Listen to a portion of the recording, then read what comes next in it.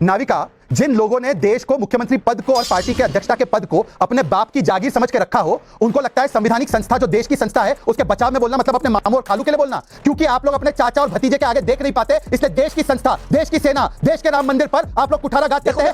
तो चलिए शुरू करते हैं। और तुम्हारे भतीजे के अलावा तुम्हारी आंखों में इसीलिए अपनी हैसियत में रहो। और मनोज यादव ये बताओ कि मुसलमानों को छीन कर जो दिया है यादव समाज का, उस पर बोलने की तुम्हारी हैसियत है? तुम्हारे मामू का दिया क्या मुसलमानों को? तुम्हारी खालू का दिया क्या मुसलमानों को? बोलने दे, तकलीफ हुआ है बेचारे को, बोल। अरे बताओ मनोज यादव, तुम्हारी औकात हो तो मामू और खालू का छीन कर मुसलमानों को दिया है। और नाविका इस प्रकार की व्यक्तिगत टिप्पणी यदि नवारत के पक्ष पर अगर ये व्यक्ति हर मौका के लिए और हर पार्टी के लिए करेगा तो आइंदा से आप इनसे डिबेट कीजिए। आप भारतीय जनता पार्टी को मत बुलाइए। आप क्यों इस प्रकार की टिप्पणी स्वीकार्य है? क्या इसके बाप का आरक्षण छीन कर दिया था क्या मुसलमानों को? मनोज यादव के बाप का आरक्षण दिया गया। समझ आया? नहीं।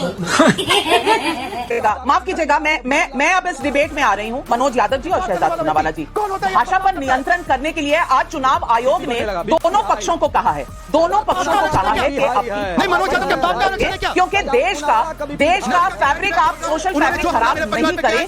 ये हम तो रिक्वेस्ट ही कर सकते हैं,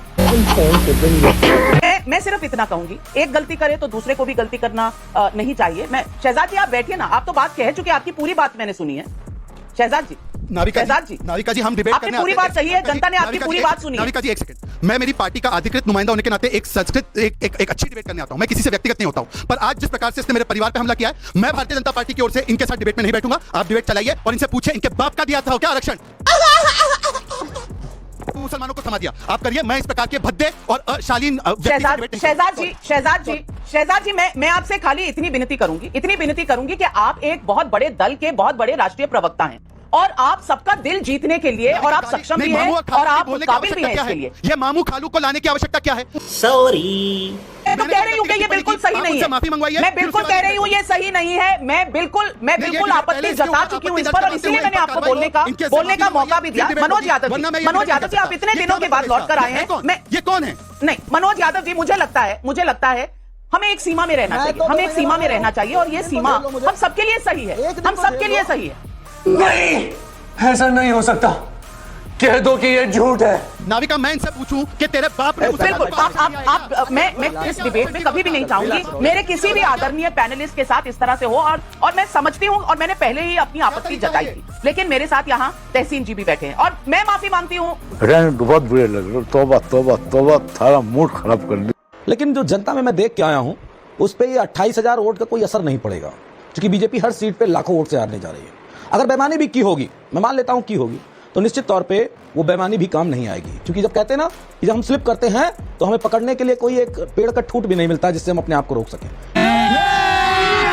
लेकिन नाविका जी, मुझे उस चुनाव आयोग को, जिसको मैं अब तक दिव्यांग कहता था, उसको आज मैं उत्तर प्रदेश की भाषा में एक बड़ा अच्छा शब्द मैंने ईजाद किया है। जिस तरीके से नरेंद्र मोदी जी ने, अमित शाह जी ने इस देश की सबसे विश्वसनीय संस्थाओं को लुल्ल बना दिया है, ये नया शब्द है, लुल्ल बना दिया है, कि वो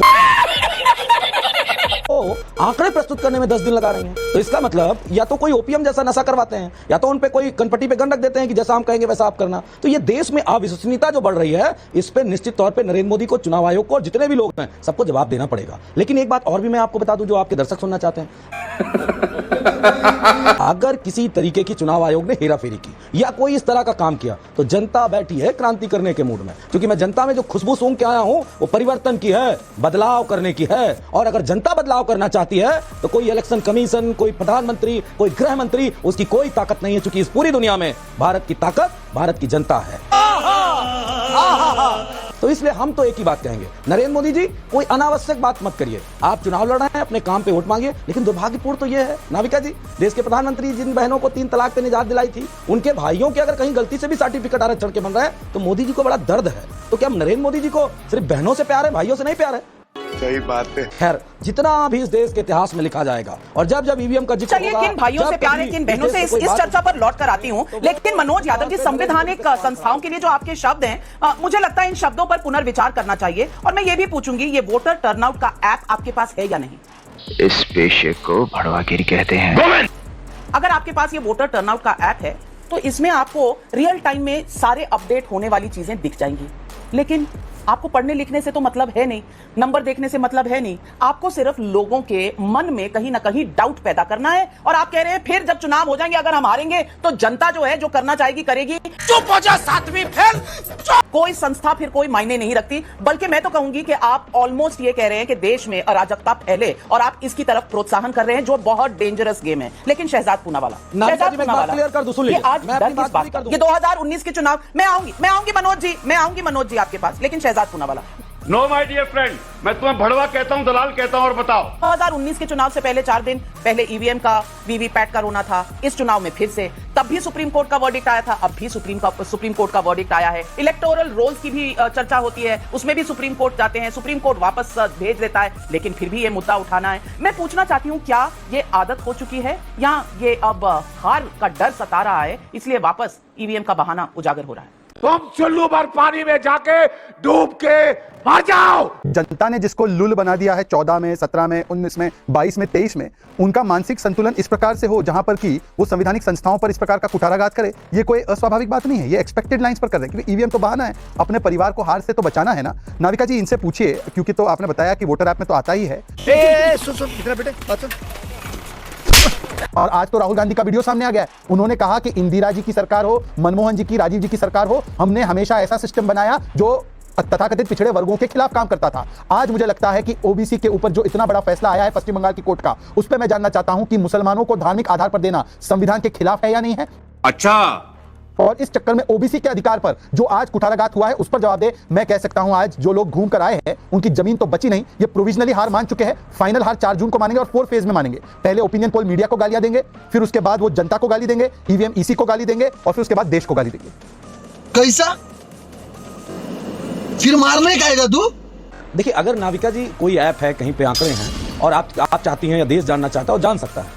तो ये चुनाव आयोग को जो मैंने शब्द कहा वो गलत थोड़ी नहीं कहा, बिल्कुल सही मैंने कह दिया। तो उसको 11 दिन क्यों लग रहे हैं भैया? या कोई नशा वसा कर देते हैं, जैसे उत्तर प्रदेश में नशे का चलन भी बहुत तगड़ा है, अब तो बोरे में पकड़ी जाने लगी है, वो पता नहीं क्या चिलम उलम टाइप का नशा होता है। कैसे कैसे लोग रहते हैं यार यहाँ। तो चुनाव आयोग को कौन सी आपने बूटी सुंघा दी है तो 11 दिन लग जाते हैं? इस पर अगर हम सवाल उठा रहे हैं तो आप क्यों प्रोटेक्शन के लिए खड़े हो गए? चुनाव आयोग के आपके मामू का है क्या जो आपको दर्द हो रहा है? आप चुनाव आयोग से कहो ना, क्यों 11 दिन लगवा दिए भाई? क्यों लगवा दिए? अपने मामू के प्रोटेक्शन में आप खड़े हो गए। ये बात भी तो जनता जानना चाहती है। हमें आपत्ति है, आपको क्यों नहीं आपत्ति है? क्या कोई खालू वाला भी रिश्ता है क्या? अगर शहजाद पूनावाला जी आप जवाब देने सच्चा मैं तो मैं क्या कहूँ? मेरे पास समझ नहीं आया कि ये किस तरह की भाषा और ये क्या आरोप है? मामू है, खालू है, मुझे नहीं पता कि इस तरह की भाषा कभी किसी ने इस्तेमाल की हो चुनाव आयोग की तरफ। प्यारी समझ गई।